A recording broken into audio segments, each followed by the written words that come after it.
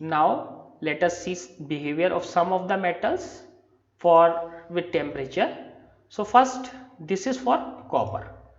So for copper, here you can see as you increase the temperature, its resistivity keep on increasing. It starts from this point and it keep on increasing up to this point. See here, the temperature is in Kelvin. So as you increase the temperature, its resistivity, not the resistance, resistivity, which is a material quality or a material property, depends only on the temperature. So that increases like this. Again, since it is increasing with temperature, temperature is increasing and this is also increasing. So here it is positive.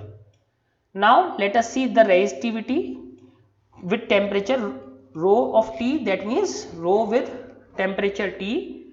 This is again in Kelvin, and here we can see for this is for nichrome as a function of absolute temperature, that means again this is in temperature in Kelvin. Here we see a much more linear behavior for nichrome, but again it is increasing, temperature is increasing, so resistivity is also increasing, here also positive. So for both the metals, whether it is copper or nichrome, it is positive, alpha is positive for both of them. But when we see for a semiconductor, let us say silicon or germanium, the resistivity rho, as the temperature increases, the resistivity decreases. For semiconductor, alpha is negative. Negative alpha means as we increase the temperature, the resistivity decreases. So these are the curves. Many times these curves are asked in the exam to be made. So please study them well, and sometimes they are given in exam to identify whether they are a curve for a metal and or for a semiconductor. For semiconductor, resistivity decreases with temperature. For metals, resistivity increases. That means here it is positive, here it is negative because it is decreasing. So after learning this positive and negative, now let us go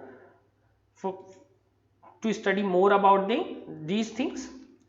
Unlike metals, the resistivity of semiconductor decrease with increasing temperatures. A typical dependence is shown in 3.11. So this we have seen that for semiconductors this is decreasing. We can qualitatively understand the temperature dependence of resistivity in light of our derivation 3.23. So from this equation we get the resistivity of this material given by rho is equal to, resistivity is equal to 1 by sigma m n e square tau. So this we have got that this is the resistivity. Where did we get this equation? Because we got sigma is equal to n e square tau by m. So this equation we got in equation 3.23. So when we see 1 by sigma, that is m by n e square tau. So 1 by sigma is resistivity or 1 by conductivity is resistivity rho, which is m upon n e square tau. So after getting this equation, let us see what is happening there. Rho thus depends, that means resistivity thus depends inversely both on number of free electrons n. So there are two things. One is number of electrons, free electrons per unit volume, this n, and on the average time between collisions, tau. So there are two quantities on which this resistivity depends, number of free electrons as well as this time between collisions. As we increase temperature, the average speed of electrons which acts as carriers of current increases in resulting more frequent collisions. Why? Because we know as the temperature increases, the velocity or the kinetic energy increases, hence electron will move faster. But again the problem with the moving faster electron is that they will collide more.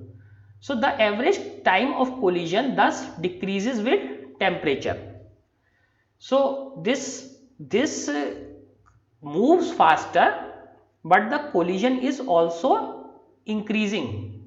Number of collision is also increasing. So previously this time was tau, now tau 1, now this becomes tau 2, and this tau 2 is less than tau 1 because now it is colliding much more easily, now colliding more and much more rapidly in less time. So thus this time decreases, the average time of collision decreases with temperature. So as temperature increases, so electron moves faster but collides far more frequently. That means this is reduced. If this is reduced, the resistivity is increased. Since it is colliding more, that means the conductivity is less or the resistivity is more. Hence in metal, as we increase temperature, we see a rise in resistivity. This is for metals, positive, because electrons collide with the other ions or boundaries more easily and more frequently. So this is true for the metals. Now for insulators and semiconductors, the insulator has a different kind of property. In insulator or in semiconductor, this N, the effect of this N is far more large.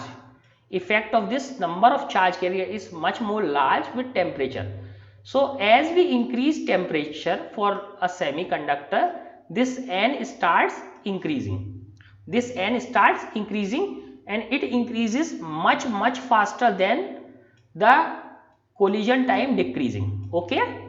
So what was the formula? Formula was rho m upon n e square tau. So this is again a constant. This m is also a constant. So since both these are constant, only dependence is n and tau. So for metals or for conductors, this tau decreases. Since this tau decreases, this resistivity increases. So we get a curve like this, increasing curve. But for semiconductor, this N also increases as the temperature increases. So what happens? So even in semiconductor, tau also decreases, but the effect of tau decrement is far less than the N increase. So N increase much more rapidly than the decrease in tau. So hence as the N increase, this decrease, tau decrease, this increase, but since this is more effective, this is more effective, so what we get for semiconductors, resistivity decreases as the temperature increases, hence negative coefficient. That means temperature increases, resistivity decreases for the semiconductor. Now let us see this example 3.3. An electric toaster uses nichrome for its heating element. So let us say this, it has nichrome wire which is an alloy for heating purpose. When a negligibly small current passes through it, its resistance at room temperature. So again here we are given resistance at room temperature or 27 degrees Celsius, that is 75.3 ohm. When the toaster is connected to a supply, this supply, the current settles after a few seconds because it needs a steady current. You know that steady currents take few seconds. So after a few seconds there is a steady current which is 2.68 ampere. What is the steady temperature of nichrome element? So first thing we have to calculate the temperature. The temperature coefficient of resistance of nichrome averaged over the temperature range is this much. So what we are giving, first thing is the wire is of nichrome. Initial resistance, that means rho 0 or rho naught, that is 75.3 ohm. Rho 0 is 75.3 ohm. Temperature which is T0 is 27 degrees Celsius. This is power supply.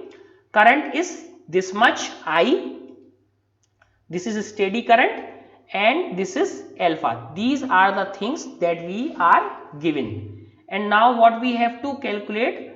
So what is the steady temperature? That means T we have to calculate. We have to calculate T for this element.